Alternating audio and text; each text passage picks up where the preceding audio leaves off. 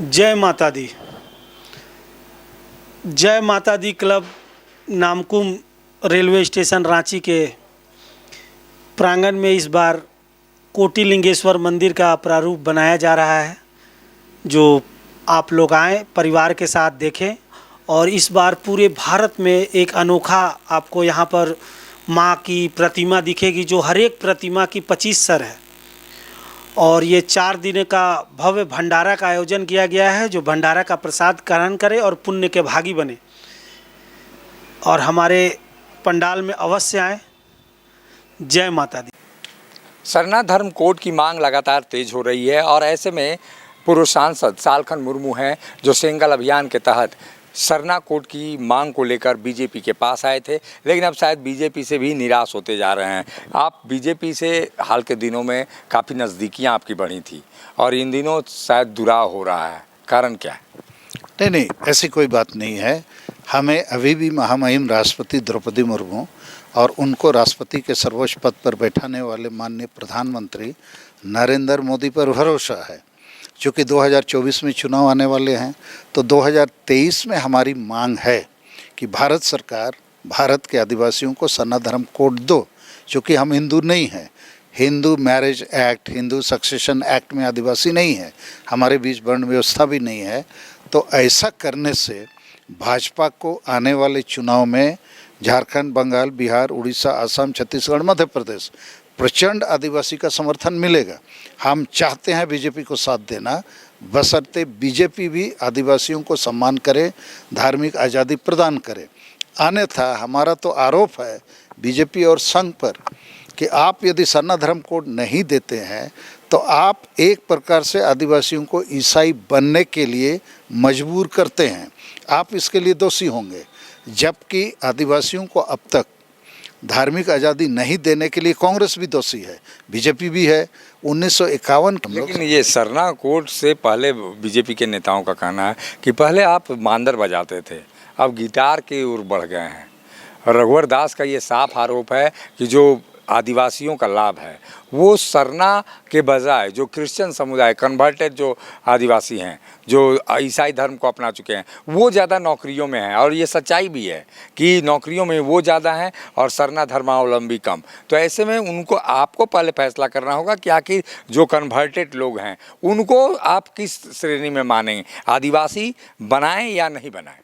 देखिए, इसी का समाधान ये है कि सरना धर्म कोड जैसे ही घोषित होगा, कोई आदिवासी ईसाई नहीं बनेगा। जितने लोग ईसाई बने हैं वापस आएंगे, और जो भी व्यक्ति आदिवासी होगा प्रकृति पूजा धर्म से दूसरी तरफ चला जाता है तो जड़ों से कट जाता है, तो उसको डबल फायदा लेने का अधिकार नहीं है। तो क्या हम लोग विरोध करेंगे जो ईसा कन्वर्टेड हो गए हैं? हाँ भाई, जो लोग ईसाई बने हैं वास्तव में वो आदिवासी का भाषा, संस्कृति, रहन सहन, पूजा पाठ, पर्व त्यौहार उससे दूर चले गए हैं और वो डबल फायदा भी ले रहे हैं। आदिवासी कोटा का सर्वाधिक फायदा ले रहे हैं, जैसे आपने कहा, सही कहा है। तो हम उसके खिलाफ हैं, लेकिन कोई हमको जबरन ईसाई के खिलाफ भड़का के हिंदू बना देगा तो वो भी ठीक नहीं है। क्योंकि हम वर्ण व्यवस्था के तहत नहीं है, Hindu marriage act, Hindu succession act में हम लोग शामिल नहीं हैं।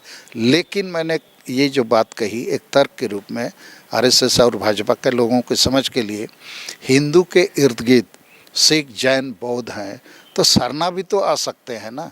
और आप हमको क्यों अपनाना नहीं चाहते हैं, हमको जबरन इधर उधर क्यों ढकेलना चाहते हैं? इतनी बड़ी पार्टी, इतना बड़ा संघ, लेकिन वहाँ मुझे लगता है आदिवासियों के बारे में सोच समझ की कमी दिखती है। अन्यथा आपको भी फ़ायदा, हमको भी फ़ायदा, हम मिल के चल सकते हैं। क्यों नहीं समझ बना पा रहे हैं? आप मुलाकात किए बीजेपी के नेताओं से, आपने बात रखी अपनी? मैं बात रख रहा हूँ, बीजेपी के शीर्ष कुछ नेताओं से भी रखा, आरएसएस के भी शीर्ष नेताओं से भी रखा। मैं इस पर वर्क कर रहा हूँ और मैं अभी भी बहुत उम्मीद बनाया हूँ कि ये चुनावी वर्ष है और बीजेपी को भी वोट चाहिए, हमको भी धर्म चाहिए, तो हम इसको तालमेल करके एक समझौता, एक समाधान का रास्ता निकाल सकते हैं।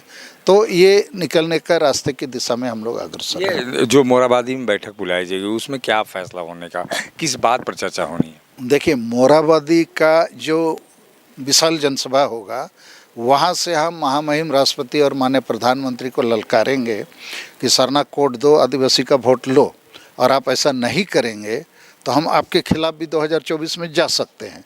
दूसरा, सुप्रीम कोर्ट भी है, 44 लाख वाले जैन को आपने मान्यता दिया हुआ है, 50 लाख वालों को आप देते नहीं हैं, तो क्या हम आपके गुलाम हैं? आप हमारे बारे में संविधान कानून को लागू करेंगे कि नहीं, या मनमर्जी करेंगे? तो बहुत सारे ऑप्शन हैं, लेकिन राजनीति है, राजनीति से ही समाधान निकलता है, और चुनावी वर्ष है, सरना धर्म कोड एक राजनीतिक मुद्दा बन सकता है, तो 8 नवंबर 2023 को हम लोग इसको राजनीतिक मुद्दा बनाएंगे। अच्छा सालकन जी, एक अलग सवाल है कि आपके जो संगठन है सेंगल अभियान, उसको अतिवादी संगठन की श्रेणी में शामिल किया गया है और फंडिंग भी इस पर आरोप बढ़े हैं, और एक तरह से कहा जाए कि देशद्रोह राजद्रोह का भी मामला बनता है। देखिए, ये सब बेकार है, फालतू है, ऐसा कोई मामला नहीं है, लेकिन पुलिस प्रशासन को अधिकार है जांच करने का। खबर कागजों में उन्होंने एक जारी किया हुआ है कि ये संगठन है जिसमें हम लोग का भी संगठन है, लेकिन हम लोग ऐसे कोई क्रियाकलाप में नहीं है, और हम माओवादियों के सिद्धांत और क्रियाकलाप से सहमत भी नहीं है, क्योंकि माओवादी लोग आदिवासियों को बंदूक ढुला देते हैं और रुपया अपने ढोते हैं नेता लोग।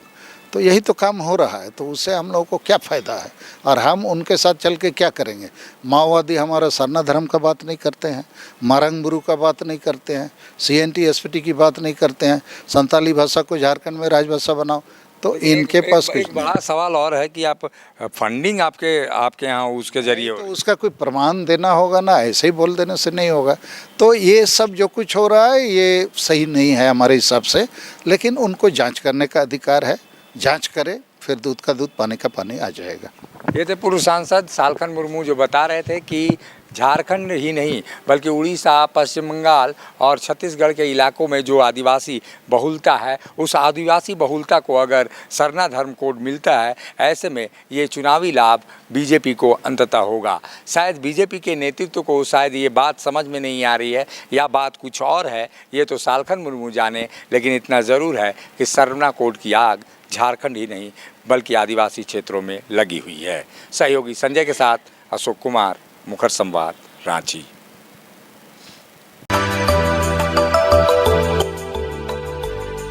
मिनी लंदन मैक्लुस्कीगंज प्रकृति की गोद में बसा ड्रीम डेस्टिनेशन आपका कर रहा है इंतजार। आइए अपने यादगार लम्हों को बिताइए ड्रीम डेस्टिनेशन में। राजधानी रांची से महज 50 किलोमीटर दूर आपका अपना ड्रीम डेस्टिनेशन।